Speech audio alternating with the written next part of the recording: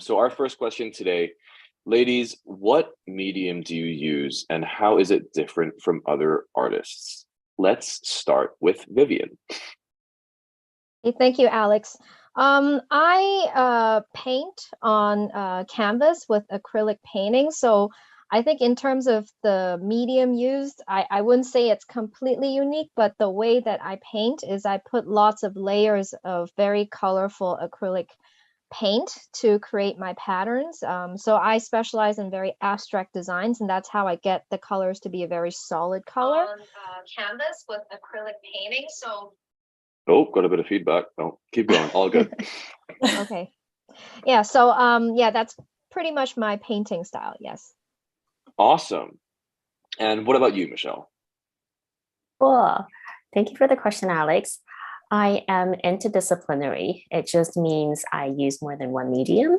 So I do woodcuts, I drawing paint, I do animation, performances, installations, etc. So I don't know if I ever think how I'm different from everyone else, but I think if I have an idea, I just choose the best medium to go for the idea. And if I don't know how to do that medium, I just go learn it. That's how I learned animation, woodcuts, etc. So if you ask me, I'm probably a lot more stupid than other artists. No. I see. And what about you, Sarah? So I mainly focus on creating abstract animals recently, and I built my surface with recycled materials like papers, old fabrics, leaves, sands, packagings. Like I create a lot of layers and I mix with plaster to create an unconventional surface, and then I paint on it with acrylic, watercolor, pencil, charcoal. Yeah. I sometimes also like recently I've been trying to use banana oil to remove the surface of the paint, so you can feel a feeling of fading away. Interesting. Yeah. I don't think I've ever heard that before. That sounds very still innovative. Experimenting with different media. Yeah, that's awesome. Well, I mean, I think that's a good segue to our next question. Speaking of trying new things out, overcoming some challenges. I think in 2022, especially, as whether it politically or just culturally, there's always been something about trying to stand out as a female. And I think one of the questions we really wants to ask today is, for all three of you, what are some of the biggest challenges that you faced of being a female artist? And I think let's start with Michelle on this one. Again, I think of myself as an artist. I never think of myself as a woman artist. I think already if I see myself as a woman artist, I'm already labeling myself according to my gender, which I think I should be labeled according to the quality of my works. But if you ask, I think I'm very lucky because my family is very supportive of my practice. But I do think women are quite expected to take care of a lot of family duties and logistics. And I think it's not just for female artists, it's for any working woman. It's something they have to negotiate all the time with their family. And some women are less lucky than others. I got you. And Sarah, what about you? I don't feel myself as a female. I just feel like a human being. Very good answer. Very good answer. Yeah. So I just do what I like, and I feel the feminine touch of my work will be something more unique for myself. Yeah, absolutely. And Vivian, last but So not least. I absolutely agree with Michelle and Sarah that I don't put my gender first when I think of myself as an artist. I'm just really looking at ways to produce the best pieces of art. But I guess in terms of challenges for me, I don't come from a very traditional art background. So I actually have a very business professional training. I'm a business professor and I'm also an artist at the same time. So just managing that balance of having different careers going together at the same time. And then also when I present my art, just basically showing my art as it is, rather than saying I come from, you know, such and such art school. So I never really had a very traditional art training, but just to be able to go out there and say, you know, look at my art as it is, regardless of my background. That's definitely been one of the top challenges of, you know, just trying to present myself as, and I think that was a little more difficult for me at the very early stages of my art career, because when you're still trying to build your portfolio, your name and reputation in the industry, people do tend to look at, you know, your past art background. But I've been very fortunate with a lot of opportunities to exhibit, sell my artwork. So it's gotten better over time. That's fantastic to hear. I think overcoming those adversities in your own way and finding ways to get around them is really important. Now, one of the things I do want to touch upon, I think outside of just being an artist or being in this kind of realm of being a creator, I think it's undoubtedly, especially in certain cultures where women do still face those kind of disparities amongst gender inequality, I guess, in a way. Would you guys have anything to say from obviously your experience in being able to change your mindset and having a growth mindset and prioritizing yourself as a creator? Is there anything that you want to touch upon in terms of that subject? For example, you know, prioritizing your work or changing your perspective on things and making sure that those obstacles don't affect what you guys do as a person or as an individual artist and creator. Sarah, maybe you can start. I think I'm quite different from other artists. I just do what I love and try to tell as many people as possible. And I just chill and go with the flow. If someone want to buy my work, you know, cool. No one buy my work, fine, you know. Not be too attached. I like that. That's really good. That's very good. Yeah. That's a very important perspective, I think. Yeah. And maybe Vivian or Michelle, anything to add to that? I can share a bit about my own experiences. So it's like what you guys were saying earlier. I think there are sometimes expectations that you know, women they are supposed to traditionally be less career oriented, and I'm quite the opposite of that. I have multiple career paths as a professor and also as an artist. And one of the ways I've managed to counter this expectation is to kind of merge my careers together. So interestingly, say for instance, when I teach in my business class and I tell my university students, you know, these different business concepts, I frequently share with them my experiences as an artist, because art is a major business too. And even the way that I teach, I incorporate a lot of creativity into the classroom in workshops. Like say, for instance, I've taught, you know, team building, where I've used painting as my method of training people with different skills. So just finding ways to merge everything together, that is one way of making sure you're not going to get overwhelmed by all these different obligations. But yeah, that's something that I personally think helps. Yeah. Got you. What about you? And Michelle? Oh, Yeah. yeah. Go ahead. I don't have anything to add. All good. Well, speaking of, well, I actually didn't know that Vivian was a business professor. It segues really nicely into our next question that we have prepared. So for all three of you, how do you guys market your artwork currently? Maybe Sarah, you can start. I mostly promote myself through Instagram.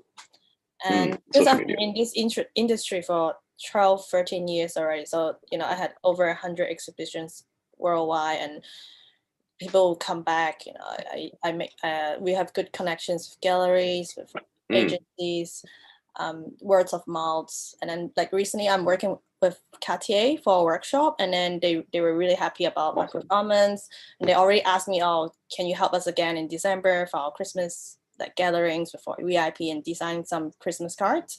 So, you know, I just try my best to do what I can, and that's it. But Instagram has been helping me a lot. For sure. And Michelle, what about you? Like Sarah, I also use social media. So I do Instagram, I do Facebook. And what I'm doing now. I have been doing for a long time, but I want to build this community because who knows when Facebook and Instagram will go away, poof, and then all your followers are gone. So every 2 weeks, I actually send out love notes to my loyal fans, and I share what I'm doing, because what I'm doing, it's a lifelong project. So they're actually really interested in knowing, okay, what's next? Where are you going for research next? What body of works are you coming with next? What's the next imaginary country? So that's really quite important to me, and people actually respond, and sometimes they respond, they want to buy work. Sometimes they're just really interested in my project. So if you want to know more, please go to my website and sign up for my love notes. I would love to send them to you. So it's kind of like your I just take signed on. actually, right? I just signed on. Right? Oh, you did. I hope you enjoy them. So kind of like your take on newsletters, then, right? Sort of, but Yeah, personalized. but they're my personal artistic love notes. I don't see them as newsletters because I don't really think of them as, okay, one email that converts to the dollar amounts. That's also not why my people follow me. Yes, I sell stuff because everything costs money, but then it's not the point. It's for them to really be in touch with me and really follow my projects. And when they like you, when they trust you, they buy. If they don't like you, they don't buy. Yeah, absolutely. Building a connection is super important, especially in this day and age. I think buying behavior, not just in art, but I mean, even clothes, a lot of that's building that connection with your followers. It's amazing. And Vivian, of course, the business professor. How do you market your work? So I actually agree with you, Michelle, that, sometimes, when you're selling art, there's sometimes the urge for some artists to, change their artworks to get them sold. And I agree that all artists should, stick with what they're good at. And if you like the art, then great. If not, then move on. So I also use a lot of the methods that you guys do, like social media, Instagram, Facebook have been very helpful. But I also join a lot of business networking groups. So I was pretty active in the Rotary Club when I used to live in Hong Kong.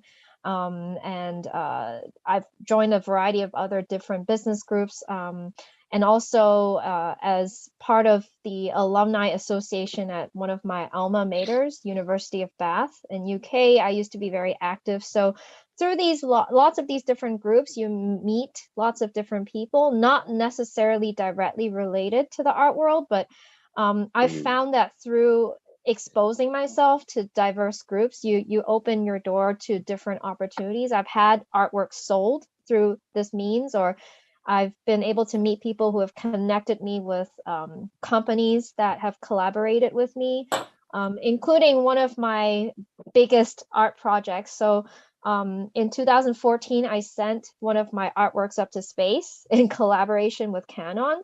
And I was able to do this because I did some networking in one business group that led me to the marketing team of Canon, and that's how we got our project together. So you never know, keep your doors open. If I could respond to that, actually, I really agree with you, Vivian. Yeah. A few years ago, I went to an alumni meeting, actually, even not my own school, it was my husband's school. And I met a gallery manager / curator, and she wasn't even from that school, but she was from the sister school. And we actually ended up working together first on my exhibition at UST that year with her partner. And then we just finished collaborating on my exhibition in Bulgaria that just finished last month. And we're now talking about our next collaboration. So would we have worked together without that meeting? Probably yes, because I was connected to her partner through a different connection, and that was how we got to work together.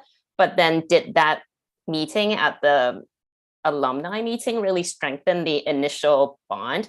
Absolutely. Yeah. So I don't think artists can just do one thing. I'm sure we all do so many other things. We work with galleries, we work with museums, we work with brands, but can we really talk about everything in 5 minutes or 15 minutes? I don't think so. Yeah. Yeah, I think the key to success in anything, not just art, is just to expand your network, because you really never know who you could meet, and you could be the mentor of somebody else too. So who knows, right? I think the saying goes, luck is when hard work meets opportunities. So I think making sure that you open enough doors to get all those opportunities coming, I think it's a really important thing. And we all know artists work super hard. So I think you guys have that part down too. We actually have a couple of questions from a Telegram group. I'm going to slot these in first. So the first one's from Peter Ng. So his full question actually was, what are your goals, all three of you, and how do you market your work? So we've already covered the second half of that. Let's start with it is a loaded question, but let's go for it. What are your current goals? Sarah, you can start. I have a lot of goals. Let's hear a few. Let's hear a travel few. around the world, see a whale, scuba Nice. diving, and then have a lot of money, and have a happy family and all that kind of thing. I guess above all, I want to create like work that I'm really proud of. Doesn't matter whether it's successful or not. Yeah, that's my goal. Awesome. And Vivian? I think in terms of my goal related to my artwork, I do very colorful paintings. So it always goes back to just the initial goal of making people happy. I call my artwork happy art for this reason, because I embed a lot of abstract symbols to encourage people to be happy. And I think we need a lot more of that these days. So that's the goal I continue to stick to is, whoever gets to see my painting, hopefully it uplifts their souls. It encourages them to strive for their dreams. These are kind of reoccurring messages that I make sure I show through all my paintings. But in terms of, I think, career goals, it's like what I was saying earlier, finding that way to merge my business teaching along with my art. And I've actually been quite fortunate with this. Working for a university that really encourages me to fulfill both sides of my career ambitions. So I hope to be able to share more of my my art interest in the classroom, and also to encourage others to follow my path. So I think there are a lot of young people these days who, they might really want to join the art world, but they're scared, they don't have experience, they don't know how to start. So just sharing my knowledge, my experiences, encouraging them to take that first step, I think it's really important. So I'll continue to do that. Awesome. Yep. And Michelle? Yes, I'm quite a goal setter, actually. I have a ton of short-term goals, but I won't talk about them. But I will say that last year, I revisited my 10-year plan from 11 years ago. So I actually went through all the different aspects: social, friendship, health, family, career, finance, romance, everything. So I read through everything, and I was realizing I was probably achieving 80 to 90% of what I wanted 11 years ago. And of course, some goals had changed, and some of them I'm still working on. But I always have to remind myself that, 10 years ago, I'd be very jealous of myself today. So I think we're always obsessed with, okay, once we're here, we're looking at here. We really have to remind ourselves of how much we have already accomplished, even though I never think of accomplishments. I never think of what I've done as accomplishments, but we really have to remind ourselves of that. But I do have a long-term goal. So all my works actually revolves around building a futuristic world in year 2084. So my goal is to be alive in 2084 and to have a huge retrospective exhibition. That's amazing. That's my long-term goal. Michelle, I noticed that you have this concept notion of 2084, right? But why 2084? Like, this is the question. It's very specific, yeah. Yeah, it's inspired by 1984. Oh, of course. Yeah, so my works have a lot of literary the references. novel that I took during high school, the last year of high school, many years ago, of course. Yeah, but my works have a lot of literary references, and Orwell is a strong one. Absolutely. Yeah. Now I get it. Wow. Did you have a question for Vivian, Daniel? I think I cut you off there for a second. No, but I do want to, like, I met all three of you in person, and one of the things that I do notice is that the art career is obviously something that you guys are all building, and then each, you already answered the questions on goal setting and all that, but what are the things that you think in terms of art development, your art career has really impact you in terms of, could be financially or could be social circles. Like we met through, like I follow Sarah, I follow Michelle, I met Vivian through a gala dinner of some sort. Yeah, so we all kind of through social circles. That's how we got acquainted, right? So this is why I would like to know, like, what do you see your art career and the social element? How does it will develop? Because now that we are all like online only, right? We're not even like speaking together at the same time. That Vivian is in UK, but how do you think that would evolve over time in your art career? With all these kind of virtual space, virtual gathering, and all this. Well, I think technology has been really helpful in terms of connecting us with everyone around the world. Like you said, we could be anywhere and still be able to sit down together. So, in terms of my own goals, what I've found through years of experience is art is just one of those things that it's kind of like a universal language, and it's in a sense that, everyone has some degree of interest in art. They may like different methods of art or different types of art, but when you talk about art, everyone has their own perspectives, and it's a really nice topic that everyone can kind of agree on in some way, and it's very uplifting, encouraging. It's a way for people to express themselves. So I think just the direction of using art as a way to build this kind of network or ecosystem where everyone can come together, I think that there's a lot of opportunity. And of course, technology is one really good way of getting more people into that ecosystem, because you no longer have to be physically present. I mean, of course, it's nice to have face-to-face meetings, but you could definitely go beyond that because of technology now. Right, thank you. Yeah. What about you, Sarah? So before COVID, I really depend on galleries and other people to promote my work, because I'm not really good at telling my own story.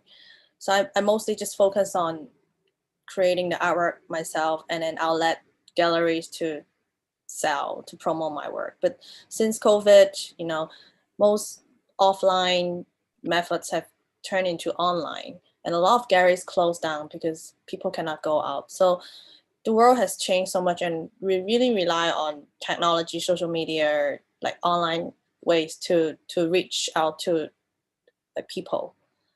And this is something that I'm also learning, how to do all this storytelling online, speak about my work.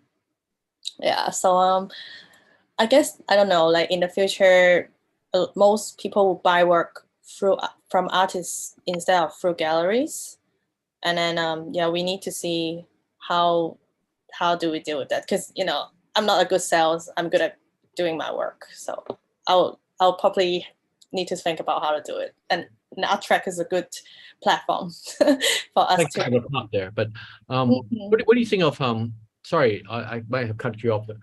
What do you think in the next 5-10 years? Do you think that you will be doing the same thing, in terms of marketing your work, or you'll be kind of famous and people will just knock on your door? Like, I'm just trying to visualize, like, today versus 5 years later on. How do you see the thing? Michelle, you can plug into. Well, I don't really think that way. Like, I'm not going to say I'm going to be famous in 5 years, but my life goal is just to do the same thing, but bigger and better. That's all I want to do, because I love what I do so much. Actually, last week, I passed out on our couch at midnight.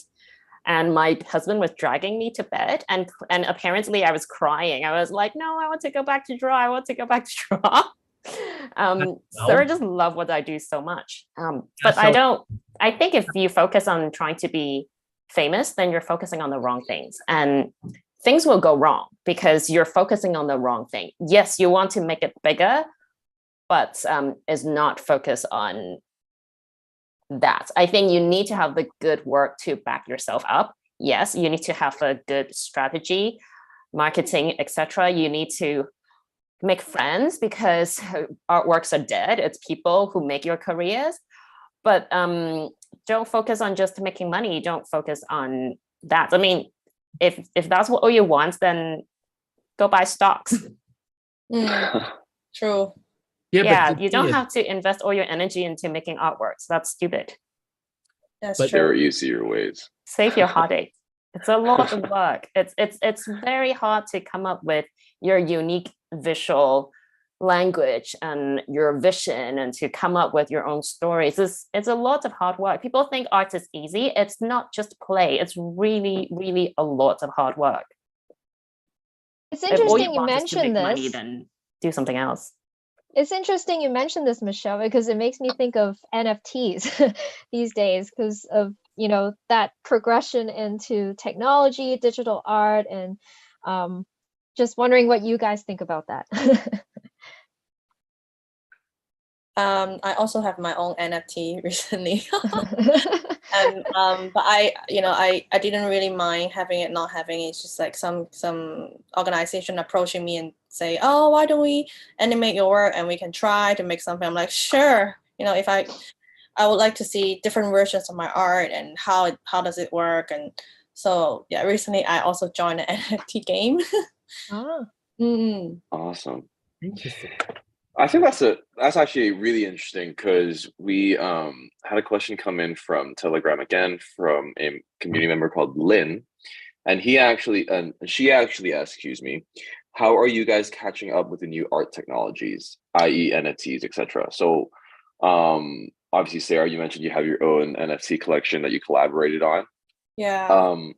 Would you care to share a little bit about, I know it sounded like it was more of just an opportunity and you were open to the idea, but would you mind going into a little deeper as to, like, you know, what are your thoughts about the technology itself, and if at all it helps artists like the three of you?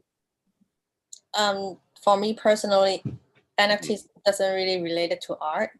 And Gotcha. there's another platform called Foundation. Most artists, they will post their NFT on Foundation instead of OpenSea, because for OpenSea, it's mostly for fashion brands or an artwork that can multiple into 10,000 versions. And you know, it's a huge thing. You cannot do it on your own. You need a whole team to promote yourself. It's not just posting something on the platform, people buy it. It also requires a lot of marketing, branding, and then also investor. Why would they buy your work? What if you sell some NFT and you disappear? They need to see a long-term investment. It's very different. And for Foundation, I'm not the advertisement girl. So, but anyway, Foundation artists can also post their one-of-a-kind painting on this platform, and then people buy it. People will support. Yeah. But Cool. The market is crashing right now, and for sure. It's very low. So I'm not so sure whether it's a good idea going now. Understood. And of course, the business professor, Vivian, what are your thoughts on, obviously not just NFTs, but I think that's the hot topic right now when it comes to art technologies. What's your take on it? I'm actually pretty new to this whole idea of NFTs, and I like to keep an open mind about it, just because I think it's just another way to promote my art and to experiment with different mediums. So I've actually worked with Daniel and ARTRACX lately to do my first NFT, and it's not exactly just a painting, but we filmed some things and incorporated parts of the footage that I filmed from my space project with Canon. So that was just another way of creating something new and I guess it's just a way to be creative and to try new things. So that's really my take on it. But in terms of the technology itself, I'm still learning that.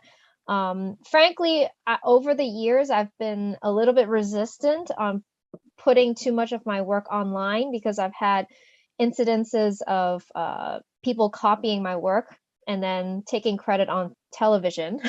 So it's happened to me, I think, 3-4 times already.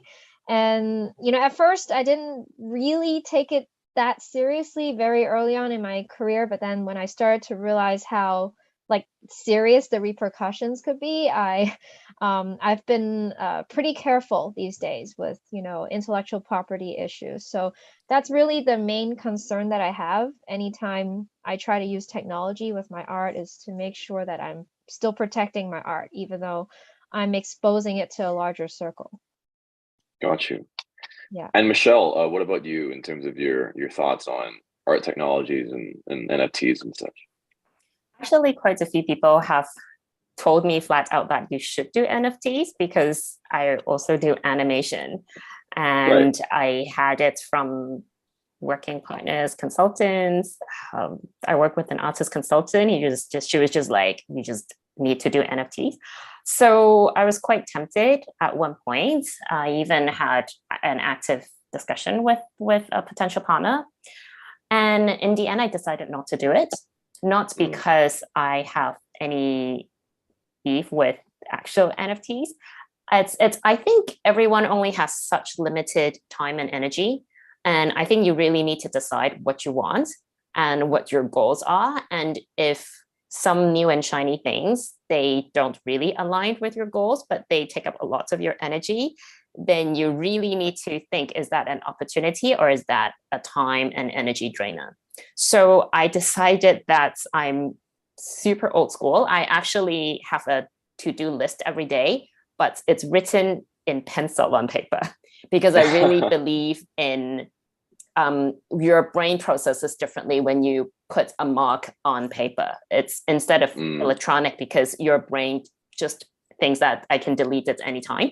So after some thoughts, I decided not to go that way. And I think it's a personal choice. And I also think as an artist, you really need to understand what your personal choices are and why you're making them. Because when the whole world is doing something new and shiny, it's so tempted to just go with the flow. And I always tell my husband, I really don't need so many people to flourish as an artist. Maybe I need a handful of really core people supporting me and loving me, and that's all I need. I don't need 1,000 people, 10,000 people. Maybe I just need really 100 people, really, really core following me, and they buy my works, they love my works, they give me opportunities, and maybe that's all you need. You really need to think of what you need and what you want, and if the new big shiny thing helps you get what you want. Awesome. Yeah, I think that's really powerful. I think, again, circling back to what you originally said earlier tonight about making connections and stuff, I think that translates really well here. We actually had, it's not really a question, but Rob from our group chat, I think it was addressing Vivian's point about forgery. I would be remiss to not ask Daniel to share a little bit about how ARTRACX enables artists to combat forgery and protect provenance. So Daniel, the floor is yours for a few minutes. Right, thank you. But before I answer Rob's question, I would like to put a plug on the NFT that Vivian and us have curated. Is because we're trying to auction a real kind of certified reprint from Vivian, plus the NFT, which is the first ever NFT that she has been involved in. And of course, she was one of the first artists, Hong Kong artists, that has a piece of art installation in space, right? So this is kind of where the unique piece, the unique storytelling is, right? So the rarity is high. So we're trying to auction it off at different gala dinners right now. So we're trying to promote that. We also, all three artists that we presented today, we are trying to present it to some upcoming gala dinners that in which, you know, art group has some handful of opportunities to present to them. So that's what we want to do. Now about the authenticity forgery.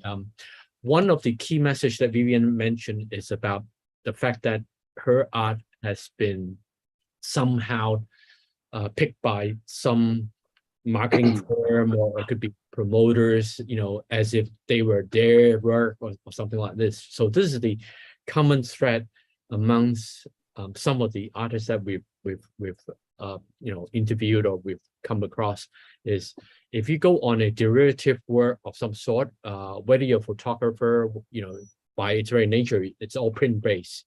If you have a derivative work of some sort, there's a high chance that you might get forgery, or maybe you need to provide authenticity. So this is where ARTRACX can provide both the chipset and then the blockchain solution that the all 9 yards comes in a free format. You only need to buy the chipsets with the gas fee, and then you can actually get online, right? So this is where it comes in. I don't want to do too much of a hard selling, but I think we have recently unlocked at the Photobot Fair some artists that we represented. One of them is Alvin. He only do reprints because he can't really sell the originals, but he rather bring down the price so that a lot of, just like Michelle is saying, that a lot of people can appreciate their art at a much affordable rate, right?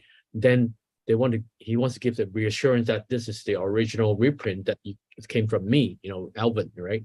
So in that way, he can actually reach more people. More people can hang one of his work as a reprint, and they know that it's an authentic reprint from Alvin, for example, right? And this is why we continue to work with him, and he actually bought or acquired some of these chipsets from us. Actually, you might see it here. So yeah, so we are very happy that seems to have some audience, and after all this explaining to Alvin, this is the NFC labels that he has been using for his reprints. So something that is helping us to drive traffic and adoption. Awesome, thanks for that, Daniel. So a quick change of pace here, because we have quite a few questions that we had to skip. So I'm going to go back a little bit. There are 2 questions from, well, his user handle is AE. So from AE, I'm assuming it's not American Express. He asks 2 questions. So first is, which artists influence your work? And kind of like a part 2 to that is, how do you get your ideas for your artwork? So Sarah, maybe you can start us off here, influences and particular artists. Recently, as I'm trying to learn about building unconventional surface, I've been really into Jose Pala, a Brooklyn artist originally from Cuba. So he was very obsessed with walls, like Berlin walls and all types of walls. He thought about walls, basically witnessed all the history and people stories. And then he started with just a few colors, building layers with acrylic, and later on he added spray paints, he added plaster, stones, rocks, all papers, advertisement signs, and he created this really awesome, vibrant, vivid color of walls. And I really like, he's like trying to move the walls on the street to the gallery. So I really like his work. So I'm trying to learn how he create all this. And when he was painting in his studio, he did a lot of paintings at the same time. It's not like trying to work on one. If it doesn't work, take a break, go and work on another piece of painting, and I'll come back again. So I also had a restaurant before. So after I ran my restaurant, I thought about how to be very efficient. If I'm stuck with one idea, I don't want to just sit here and wait, because time is money. I'll try out doing something else, and then I'll have inspiration, ideas, and I'll come back and do the work. So this is awesome. Sounds very organic. Yeah. Very cool. Very cool. And what about you, Michelle? Oh, thank you for that question. I'm actually preparing for a sharing session for the Illustrators Master's program tomorrow night. And that's my opening is actually your 5 favorite artists. So I'm also sharing my 5 favorites tomorrow night with them. I'll I'll mention maybe 2 or 3. One of my biggest heroes is definitely Henry Darger, Darger. So he was an outsider artist from the 50s to 70s in Chicago, but he worked his whole life as a janitor. So very typical myth that he wasn't discovered until he passed away. He passed away in an old person's home. So when his landlord, a photographer, opened his room, they discovered this manuscript of over 10,000 words and hundreds of illustrations. So amazing, amazing person. Another filmmaker I want to mention is Satoshi Kon. I think he really influenced me. Paprika is one of my favorites animation. So he only made 5 or 6 films in his life, but very, very influential. So his choice of the framing and the transition between different shots and just the wild imagination between the lucid transition between dreamlike and psychology and inner world and the outside reality, I think I still have a lot to learn from him every day. Interesting. Wow, cool. Yeah. And Vivian, what about you? So for me, because when you're an artist, at least for me, I try to take a step back from getting too much influence from other artists. I mean, I love art and all the art that others produce, but sometimes I find that it affects my own ability to come up with original ideas. So usually when I'm producing my work, I try not to be too focused on others' artworks. But I guess in terms of art that I do appreciate, I'm a pretty big fan of Yayoi Kusama, Andy Warhol, Picasso, Matisse. In some ways, I find that I understand their direction because of their use of colors, abstract symbols. But like I said, when I'm producing my own art, sometimes I force myself not to look at other people's art just to make sure that I come up with my own ideas, and I don't want to be too influenced by others that I respect. Yeah. So I need to find that balance. Yeah. Got you. I really identify with that, Vivian, because I'm a bit of a research junkie as well. So once my friend told me you can't just meander in research because you can spend a lifetime doing that and end up not doing your work. So I think at one point you have to just put your foot down and say, hey, enough is enough. And then you just go into yourself and really, really, really trust yourself. That trust is so important. Yeah. And trust that you know what you're doing and just go for it. But I also think you also need to have enough knowledge, and where that knowledge comes from, it depends on the artist. Yeah, I agree with you. And it actually comes back down to my first experience into the art world. Originally, I tried to get more of a traditional art training before I even became an artist myself, because I guess I didn't really have that much trust in my own abilities at first. I didn't go to a traditional art school.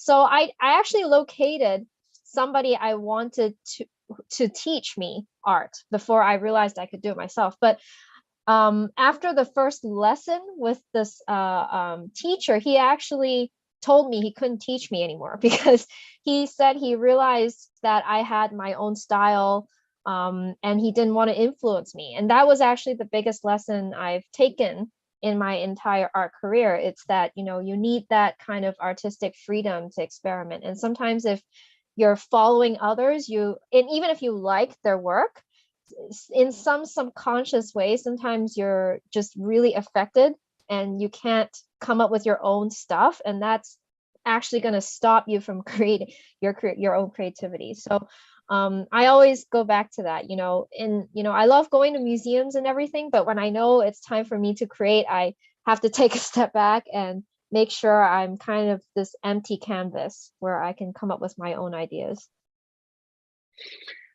Awesome. Thank you all for your answers. So we have a question, I think it's directed at Michelle. So it's from Yuana. So Hi, Yuana. obviously, so you're known for your kind of dystopic narrative or dystopic future 2084 through line.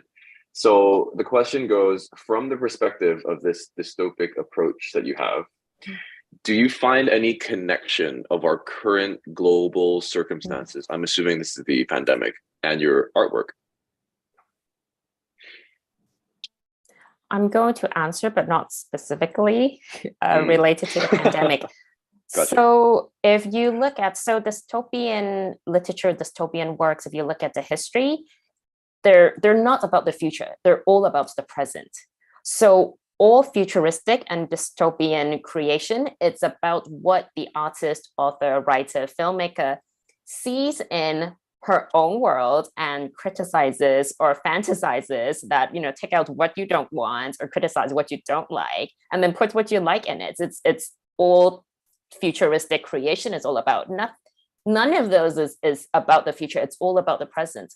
So actually, there are 5 imaginary countries in that world, in my world: Northlandia, Contradictoria, the Republic of Strata, Dreamland, and the Aristocratic Union. They're each based on an actual country in this world. I'll never tell you which country, but they're based in our world. And because the time span is so long, so I began in 2015, and that was my very first country. And it's been 7 years. I'm still working on it. And I'm only going on my first research trip for the second country, Northlandia, next month. So you could really see it really is a lifetime project. So COVID, yes, it probably will go into the works, but my research is backed up from 2 years ago. I'm sure it'll come into it, but it hasn't. Got you. Michelle, can I just jump into it? Actually, Michelle has recently published a new book. It's entirely in Chinese, I believe, right? But it's what's the actual English? Do you have a name, English name in it? Yeah, so it's actually a book from 5 years ago. Yeah. So it's plastic everywhere. 天空膠魚. So that is actually a dystopian world where animals and children, they begin to eat plastic. That's actually the prologue of this whole 2084 world. That's what I thought. Yeah. Yeah. So actually, one of the Michelle is very generous. She said that, hey, maybe we can actually do something and offer what? Yeah, please find your book. Maybe we can offer as a gift in future for some of our audience out there. So Abby, maybe we can actually rain check that. Yeah. I did a bit of research and read on some of the review online. You have lined up the publisher. So I believe this is a very kind of a well-planned, well-orchestrated kind of a milestone for you. You have to publish your first book, and then based on dystopian kind of fictional kind of countries. Yeah. Yeah. So the book actually won 2 awards. Yeah. Plastic. Congratulations for everyone. Awesome. And actually this question was from Joanna as well, but I think we did cover this earlier on in our conversation, but I'll say it just so that we feature Joanna's fantastic question. Joanna asks, do you think, for all 3 of you, do you think your art is influenced from your perspectives as a woman, from the technique you choose to the subject themselves? We did kind of cover this topic before, so Abby will make sure that we have a rewatch of this available made on YouTube, so let's not cover that again. And as we're kind of running into an hour mark now already, I'm going to ask a few key questions that we did really want to feature in this AMA. So please bear with me. So for all 3 of you, what advice do you have to give to any up-and-coming artists? As like, a mentor or something, having walked the walk. Sarah, maybe you can start. It's life. Art is a lifelong journey, and you in different stage of life, our artwork will change all the time, and it's okay. It's the more mature we are, the more life experience we have, the work will be different, and it's great. We embrace all the ups and downs in our life, and this is how we get inspiration from art. So Yeah, it's hard. It's really hard to be an artist. Do not give up and just focus on doing what you love. That's all. Yeah. Awesome. And Vivian, what about you? I agree with you, Sarah, that, being an artist is tough. And I guess the number one challenge is always just, being influenced by society saying, it's hard work, it's difficult to make a living, so give up. And, in some ways, even my own family kind of was a little bit discouraging about me entering into the art world initially. So I guess my biggest advice is not to give up, and don't think that you can only do one thing at a time too. So I think that's a big mistake. As an educator as well, I see students will say, I can only do one thing, I can't do another, I have to give up one career for another. Why not just try everything together and merge it together like what I'm doing, right? So I really like the word that Elon Musk uses. He calls this expert generalism, just being really good at a lot of things at the same time. So, art could be one of those things, but you could also build up on other skills. And interestingly, I find as you get older, you expose yourself, you might find that all these things can come together and make you a better artist too. So don't just focus on the art, but also maybe pick up skills like business. I always say business is a very good skill to have. That way, you know how to market yourself, how to price your artworks, your communication skills, so you can learn to network with people. Just be really good at all these things, and you become a better artist as a result. And I guess also being persistent about your style. Don't be influenced so easily by commercial opportunities where, if somebody offers you the chance to, do artwork for them, but you have to completely change yourself. Don't give up on your own style. Because I find that the most successful artists are those that have their own unique styles, and a lot of them carry on to for the rest of their life based on that one style, right? So don't find that you have to bend to the pressures of society, and just really insist that if you believe in something, go for it. Awesome. Yeah. And Michelle? So I'm going to repeat Advice. what I already said. I think you have to make the best work you can. And since careers are made by people, not by artworks, you really, really have to make friends. But I really, really love working with young people. So one thing I repeatedly tell them is every single time, but every project, you don't give 80%, you don't give 90%, you don't give 100%, you give 500%. And when you give the best you have every single time, people will know, people will notice, and people might not say something immediately, but they'll keep that in mind. Next time, they'll recommend you. So today I was actually with my framer, and we had a third-party supplier that kind of screwed up. And he said he's been telling everyone not to go to that company for business. So I don't know how much business that supplier has lost just because he didn't manage this relationship well enough. So I would say make sure you do your best work possible every single time. Don't reserve any energy. Make friends, and with every single project, give everything you have, and find what you don't have and just find it somewhere in you. And people will notice. I guarantee people will notice. That's great. We have two more questions, both from Telegram. Very good turnout for questions tonight. So this is from Peter Ng again. They're asking, do you work with realtors and interior decorators? Vivian, maybe you can start this one. Yeah, I've actually sold a number of my artworks with interior designers in the past. So I find that I think a lot of people, when they're trying to decorate their homes, and they're looking for artworks, that's a really good way to sell your artwork. Yeah. Cool. And Sarah? I don't work with any interior designer. Yeah. Cool. Maybe I should explore. Yeah. Maybe opportunities. Yeah. And and Michelle, what about you? I have, but it's not my niche. Understood. And for this is actually a great final question, actually. So shout out to, I'm gonna butcher this name. Apologies in advance. Shout out to Asher Bizan Chua. So in relation with the AMA title,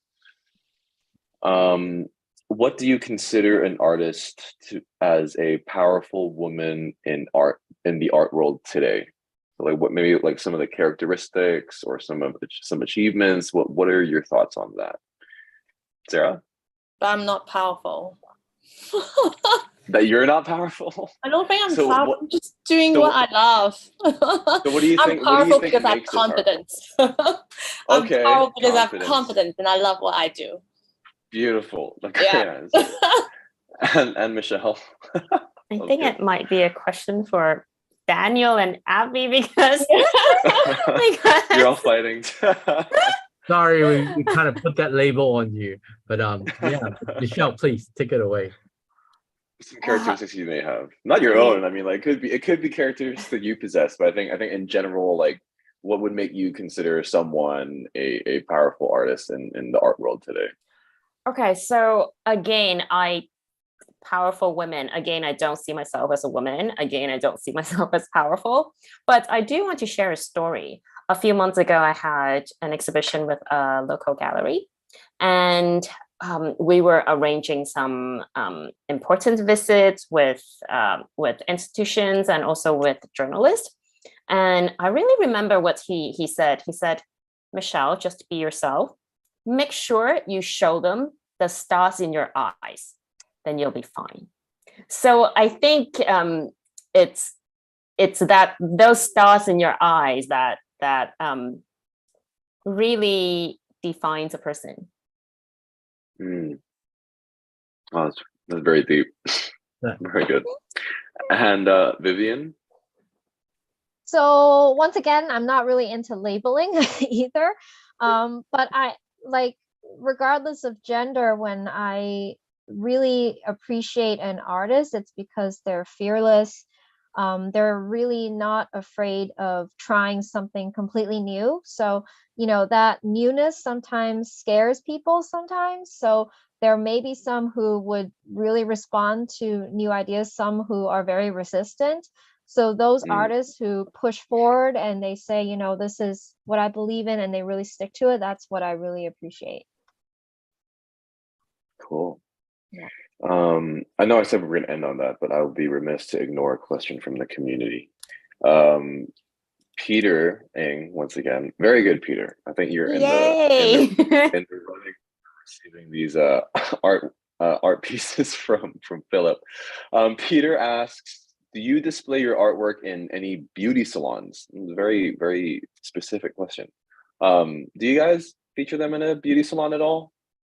Or any interesting locations or spots? No?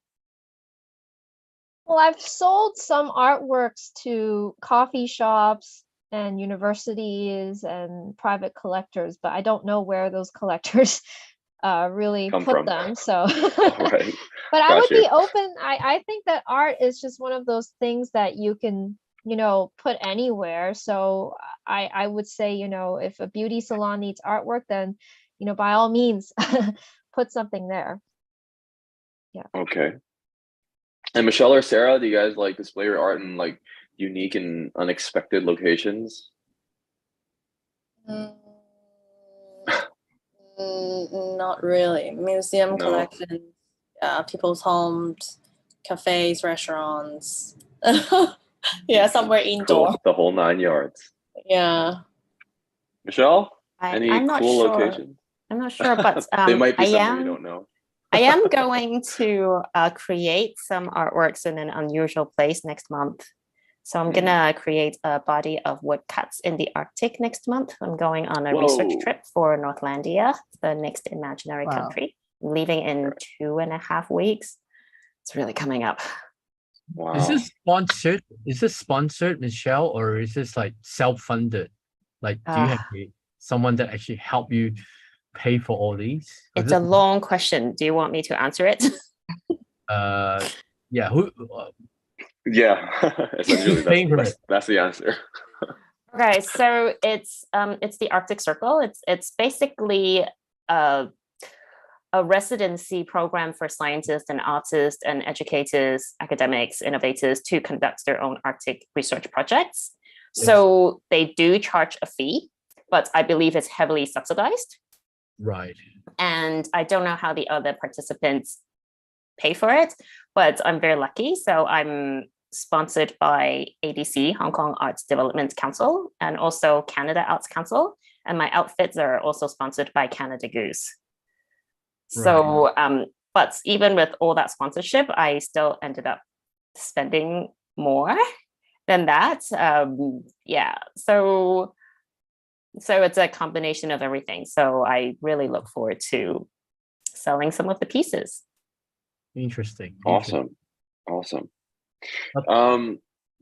Anyway, I mean, I think, you know, we've gone through quite a few topics today. I think it took some turns and directions I wasn't really expecting. So I want to start by, you know, thanking you three once again for joining us. Peter, well, I was totally on cue there. Peter says, please thank you all, these awesome ladies, for sharing their art experience with me. Yeah, thanks. I was super on cue, and thank you for saying that, Peter. Again, yeah, a massive gratitude from all of us. It's been a pleasure having you on.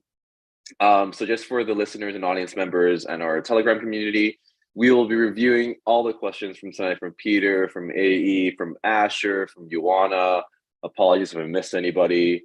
But before we end, I'd also like to pass the floor to Abby, who has some exciting news to share about ARTRACX in Manila. So Abby, the floor is yours. Great. Thanks, Alex. So together with our curator artist, Ricky Francisco, actually, he's been with us with our first AMA.